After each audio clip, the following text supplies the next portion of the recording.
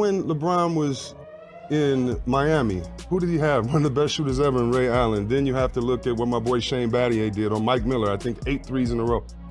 He's always had shooters around him because he was a facilitator. When he doesn't have shooters around, how can you be the best you can be? He's having a great season. It's not about him, but I do think it's about the talent that you have around him. And I think that if you win one championship in 4 years, that's the story. So this year really doesn't matter in the narrative to me, but to fans, I understand, because if it were me... Chris Webber finally voiced the unspoken tension lingering within the basketball community, aiming a calculated and sharp critique directly at LeBron James.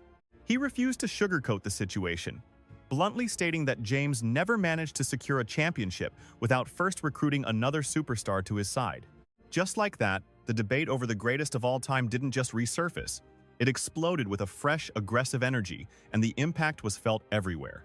This wasn't some anonymous internet troll trying to stir up trouble, nor was it a bitter bench player looking for a moment in the spotlight. This was a statement from Chris Webber himself, a legendary Hall of Famer and a 5-time All-Star who knows the game's highest levels. He is a veteran who survived the pressures of elite locker rooms and battled the greatest icons across multiple eras of professional play. He understands the internal mechanics of building a championship culture from the ground up, making his timing in 2025 particularly devastating. Just as the sports world felt the ranking fatigue setting in, Webber stepped forward with a perspective so piercing and raw that it cut through the noise. His delivery was so deliberate and defiant that it didn't just restart the old argument. It completely set the entire conversation on fire. The digital world didn't just respond. It paused in collective shock for a heartbeat before descending into absolute chaos. Supporters weren't simply discussing the matter. They were immediately drawing battle lines. Yet the complexity of his claim suggests no one's opinion is truly safe. When looking at the talent he was given to lead, he successfully navigated every novice head coach he worked with into the championship finals, leaving everyone to wonder where such a profound basketball mind originated. In the grand scheme of the league, he essentially functions as the Albert Einstein of the hardwood. When analyzing greats like Jordan or Shaq, or even Webber himself, they all relied on established Hall of Fame coaches who brought their own pedigrees. Looking at LeBron, one has to wonder how he developed such a vast knowledge base, given his uncanny ability to dissect every play. The controversy began in a surprisingly quiet fashion, disguised as a standard, low-key discussion about the game's elite players. Webber was participating in what witnesses described as a transparent and unfiltered exploration of the greatest athletes to ever play. It was the kind of candid dialogue typically reserved for private spaces, where players can speak their minds without fearing the next day's headlines. For most of the session, the atmosphere remained intellectual and calm, focused on high-level basketball strategy and respect. The exchange served as a potent reminder of why Webber is so respected for his strategic vision rather than just his physical dominance. However, the mood shifted the instant LeBron's legacy was mentioned, yet Webber remained hauntingly composed, refusing to play for the cameras. He avoided any sense of theatricality, and that stoic approach is exactly why his words carried such a heavy, undeniable weight. He spoke with the conviction of someone who had harbored this thought for years and finally felt the time was right to let it breathe. He claimed rings required recruiting other stars. Those few words left the room breathless. Make no mistake about his intent. This wasn't a sudden outburst intended for shock value or a desperate attempt to grab a headline. Those close to the situation noted that Webber had been building toward this point, focusing on a much deeper philosophy regarding ultimate greatness. He was exploring the friction between carrying a pre-existing roster and manually assembling a powerhouse, a topic that remains highly sensitive among veterans. A significant number of former players share this exact sentiment, though they rarely possess the courage to voice it in a public forum. It comes down to the fundamental difference between being the anchor that holds everything together and the architect who brings the pieces in. Once Webber connected that specific logic to LeBron, everything aligned, even while he maintained that the man is an undeniable all-time legend. The respect for his talent was always present, but then came the observation that left everyone in the room feeling visibly uncomfortable. According to reports from the scene, Webber argued that whenever a title was within his reach, James would orchestrate the necessary roster changes. He made the calls and ensured the environment around him was perfectly constructed for a championship run. He highlighted the massive gap between leading your own team and handpicking a squad to ensure victory, a point that left the room in stunned silence. He openly questioned if that path can even be compared to the journeys of players who lacked that option or simply didn't need it. A heavy silence followed, and once the footage of that moment began to circulate, the resulting firestorm was both inevitable and intense. The reaction made perfect sense once the full context was heard. This wasn't just a simple comment, but a challenge to the status quo. It forced a total reevaluation of how greatness is defined, prompting an immediate and fierce defensive response from the LeBron fanbase. They demanded to know why Chris Webber felt he had the right to judge anyone's legacy, which is a valid point of contention. Webber's own professional journey was a complex tapestry of incredible skill and moments that never quite reached their full potential. He was a specimen of pure basketball genius, standing 6 feet and 10 inches tall with the vision of a guard and an intimidating scoring range. There were extended periods where it seemed certain he would dominate the entire league and define his specific era of play. Yet, despite that undeniable greatness, the ultimate championship glory remained the one thing he could never quite grasp. That persistent truth has trailed his every move throughout his career. Every heartbreaking failure and debated play defines his legacy. Thus, critics often mockingly wonder what a man like Webber could possibly understand about reaching the mountaintop. This isn't just background noise. It is a legitimate grievance circulating in sports circles. However, there is a nuance to this that most people fail to address. Webber possesses the visceral, painful knowledge of what it means to falter when the ultimate goal is within reach. He lived the reality of being an elite superstar who ultimately walked away without a championship ring on his finger. It was a frustrating time because the consensus was that a single victory in his home city would cement his status and hush the doubters. Bringing a title to Ohio was the dream.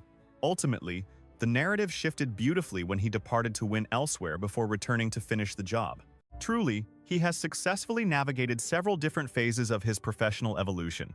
During the era when Michael Jordan dominated the court, much of our perception was fueled by pure, unadulterated nostalgia.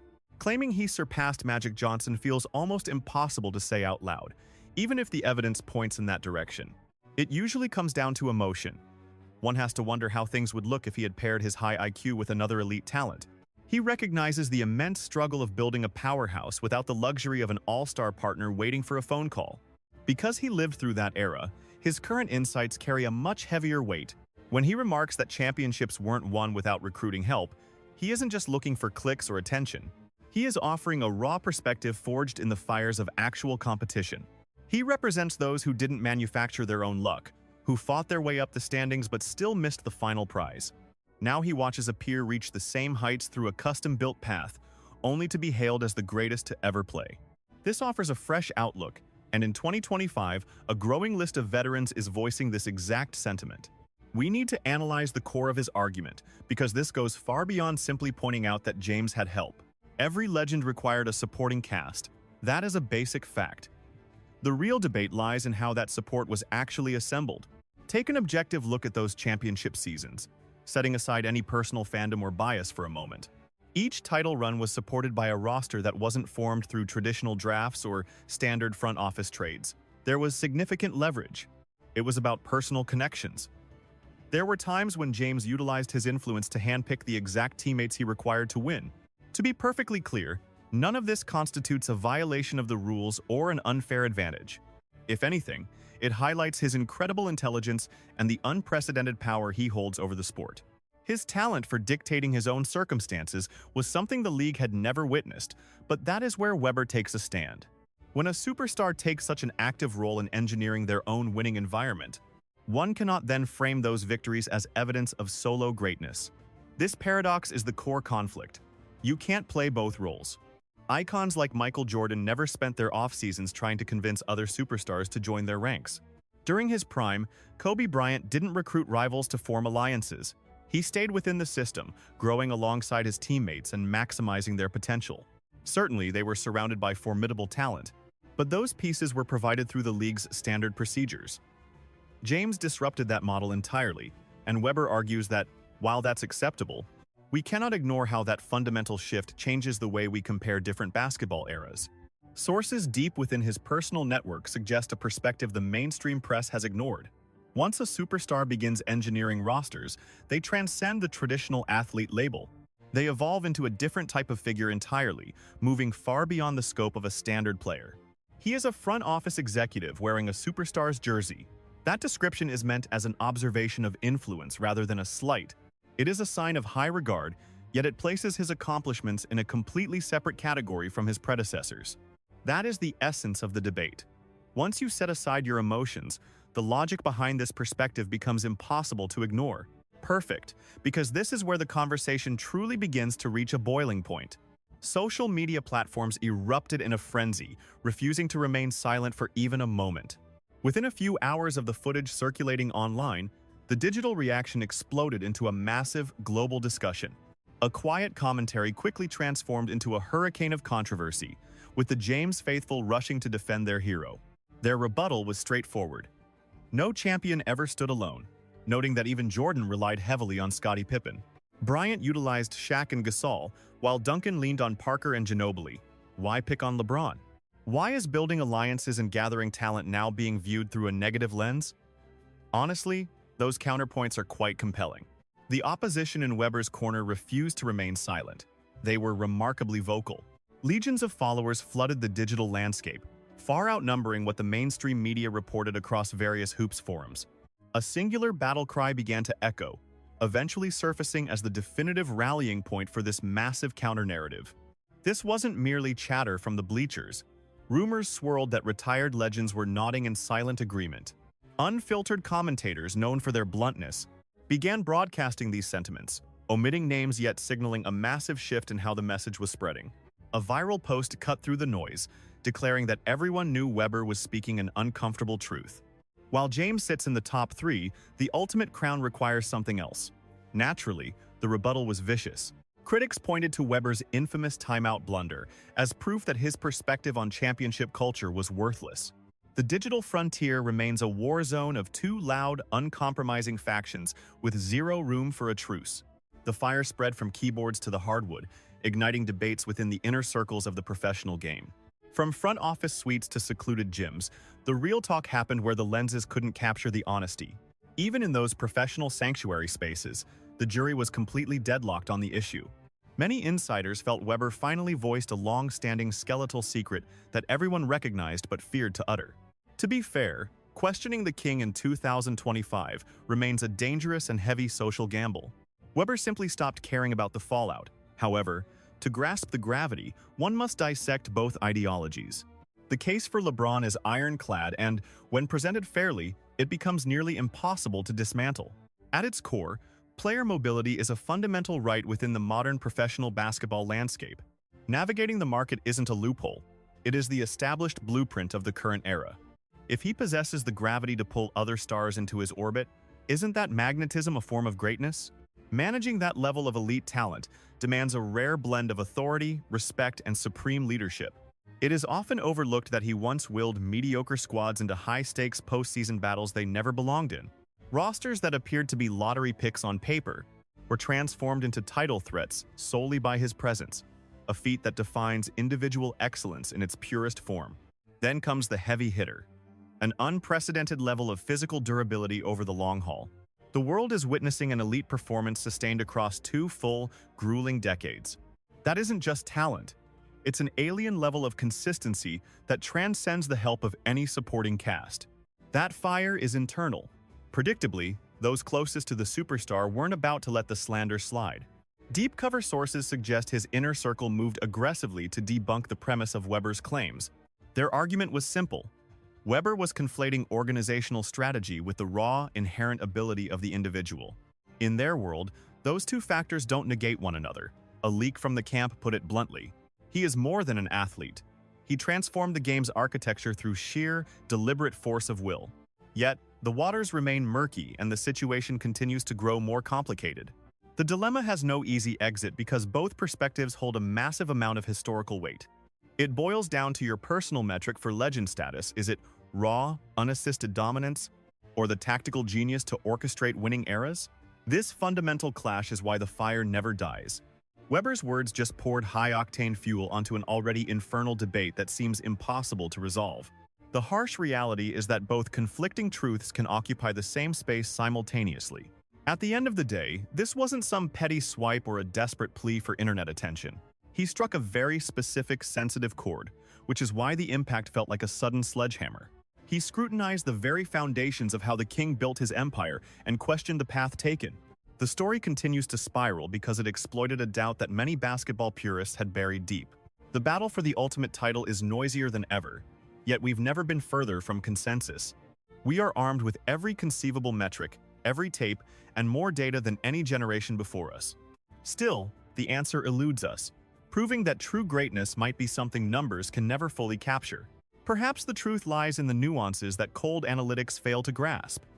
Every ring carries a hidden burden. A fundamental divide exists between those who cultivate success organically and those who engineer it through calculated moves. This is where the tension peaks. Weber stepped into the fray not with solutions but with hauntingly loud inquiries. He spoke with a gravity that forced people to finally confront the reality.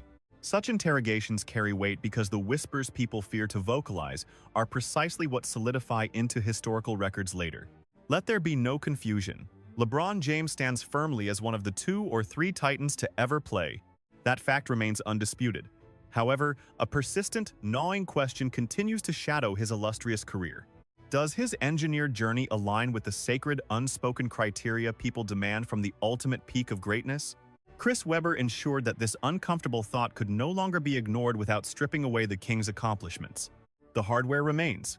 The statistical milestones are etched permanently into the books. Those iconic highlights that captivated the masses remain intact. Yet, he managed to pull off something incredibly scarce in sports. He ignited a raw, unfiltered dialogue.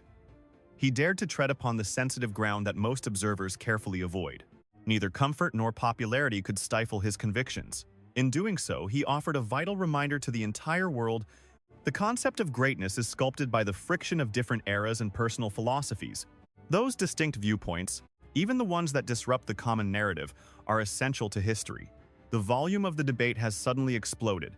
The intense glare of public scrutiny has expanded far beyond the king himself to everyone else involved. Hall of Famers, media pundits, former teammates, and even the current generation are being dragged into the debate. The atmospheric pressure is rising because once a claim like Weber's is aired, the search for allies begins. Even more telling is the current silence.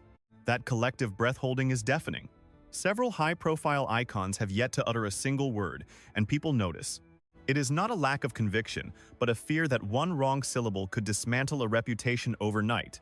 The stakes have escalated. At this moment, the narrative takes a sharp turn. A new wave of stars, those who idolized LeBron, are beginning to signal their positions. They avoid direct soundbites, choosing instead to communicate through cryptic reactions and digital footprints on social media. One can see the internal struggle as they weigh their words. For the king represents their childhood standard.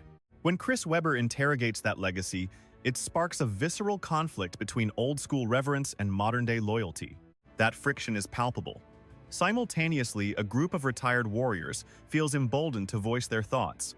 They are no longer under scrutiny. Years of suppressed observations are finally spilling out as more voices begin to harmonize with these critical sentiments. Their remarks may lack bluntness, but the underlying theme is unmistakable. This is not merely an isolated critique from one person. This sentiment appears to be a dormant volcano that has been simmering for a long time. Now comes the revelation that amplifies the chaos. The battle for the crown is now a war between eras. One faction champions loyalty to a single banner, organic growth, and winning within an established system, without total control. Standing against them is the modern era. This path prioritizes total agency and strategic movement. These are 2 irreconcilable visions of reaching the peak. Weber forced these 2 conflicting worlds into a head-on collision. The mystery is no longer who is best, but which style matters. That inquiry is infinitely more complex because there is no metric for integrity and no clear trophy for it. There are only strong convictions. The realization is that the conclusion remains distant as more unique perspectives enter the arena, with every retired legend speaking out and every active star reacting, adding layers to an already dense saga. A single remark has triggered a tectonic shift. If this momentum continues, the fire surrounding this legacy will not cool down soon. Ultimately, everything converges on a single point. After the dust of 1,000 arguments settles, no simple verdict remains. Perhaps that ambiguity is the point, as the quest for the crown was never simple. Weber did not provide a final answer. He simply made the truth undeniable. The king's legacy remained untouched, yet a new lens was forced upon the masses, challenging the very definition of a basketball titan. That is the exact state of the current stalemate. A massive divide exists between those who value raw dominance and skill and those who argue that a legend is forged by the difficulty of the path and the specific hardships faced along the way. Both viewpoints carry significant weight, ensuring this ideological fire keeps burning brightly. Regardless of the statistics cited or the highlight reels presented to the public, it always returns to a matter of perspective and what one truly values most. Is it the power to architect a perfect situation? Or the inner strength to overcome whatever circumstances are handed to a player by fate? No simple solution exists, which is why the conversation never truly reaches a conclusion. Perhaps this friction is what sustains the game's heart beyond the physical court. Conflicting eras and shifting philosophies are constantly colliding. Whether one views Chris Webber as a prophet or a critic, a single truth remains absolutely clear. This dialogue isn't fading, and now the moment has arrived for the audience to offer their testimony. Does Webber's critique hold significant weight, or is the king's greatness so powerful that the construction of his empire becomes entirely irrelevant? Input should be shared in the discussion, as every unique perspective adds fresh depth to this enduring sports mystery. If this breakdown proved compelling, observers are encouraged to support the content and subscribe for future analysis. This story should be shared with fellow enthusiasts who live for the heat of the argument, as this monumental conversation is far from reaching its final conclusion. The story continues very soon.